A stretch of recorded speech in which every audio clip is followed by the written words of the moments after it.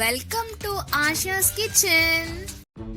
ఈరోజు మన కిచెన్లో ఆవు నెయ్యినైతే ప్రిపేర్ చేస్తున్నాను. చాలా సింపుల్ అండ్ ఈజీ ప్రాసెస్. మీరు ఇలాగే ట్రై చేయండి.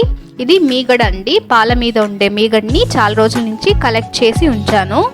ఇప్పుడు ఒక మిక్సీ జార్లోకి అయితే ఈ మీగడనంతా వేస్తున్నాను. ఇందులోకి ఐస్ క్యూబ్స్ని ఒక 4-5 వేసానండి. పల్స్ మోడ్లో మనం తిప్పుకోవాలి. కొద్దిగా వాటర్ వేసుకుంటూ మనము ఒక 5-6 టైమ్స్ అన్నా మనం పల్స్ మోడ్లో వేసి తిప్పుతూ చెక్ చేసుకొని చూస్తూ ఉండాలి. అప్పుడు వెన్న అనేది మనకు వస్తుంది. ఇంకొక బౌల్లో అయితే తీసుకోవాలి. ఒక గిన్నెలోకి నీళ్ళు అయితే తీసుకోవాలండి. అందులోకి ఈ వెన్నని బాగా శుభ్రంగా కడగాలి.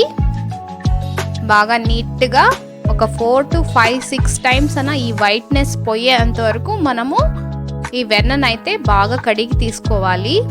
ఇందులో ఉండే వైట్నెస్ పోయేంత వరకు మనము బాగా శుభ్రం చేసి నీట్గా తీసుకోవాలి.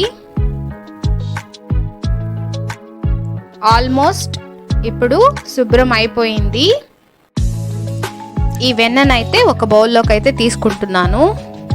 ఇప్పుడు గ్యాస్ వెలిగించి ఒక గిన్నెనైతే పెడుతున్నాను.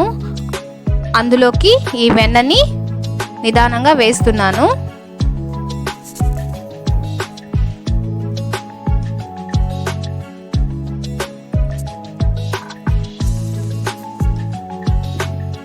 వేసిన తర్వాత ఇదన్నీ బాగా బాయిల్ అవ్వాలి. బాయిల్ అయ్యి ఇందులో ఉన్న వైట్నెస్ అంతా బాగా కరిగి నెయ్యి అయితే అవుతుంది. అంతవరకు మనము గరిటె వేసి కలుపుతూ ఉండాలి, లేదంటే అడుగు పట్టేస్తుంది. సో నిదానంగా అన్నీ బాగా మిక్స్ చేస్తూ ఉండండి.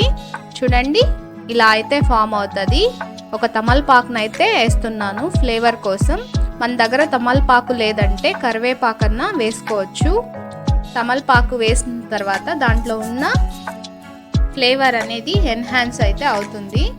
సో అందువల్ల తమలపాకు అయితే ఇప్పుడు వేస్తున్నాము. బాగా మిక్స్ చేసుకుంటే నురగ వచ్చిందంటే ఆల్మోస్ట్ మన నెయ్యి అయితే ప్రిపేర్ అయిపోయినట్టే. సో బాగా మిక్స్ చేసిన తర్వాత ఇప్పుడు ఒక స్ట్రెయినర్ సహాయంతో నెయ్యినైతే వడగట్టేసుకోవాలి. సో చాలా సింపుల్ అండ్ ఈజీ ప్రాసెస్. మీరు డెఫినెట్గా ట్రై చేసి మీకు ఎలా కుదిరింది అనేది కామెంట్ సెక్షన్లో అయితే కమెంట్ చేయండి.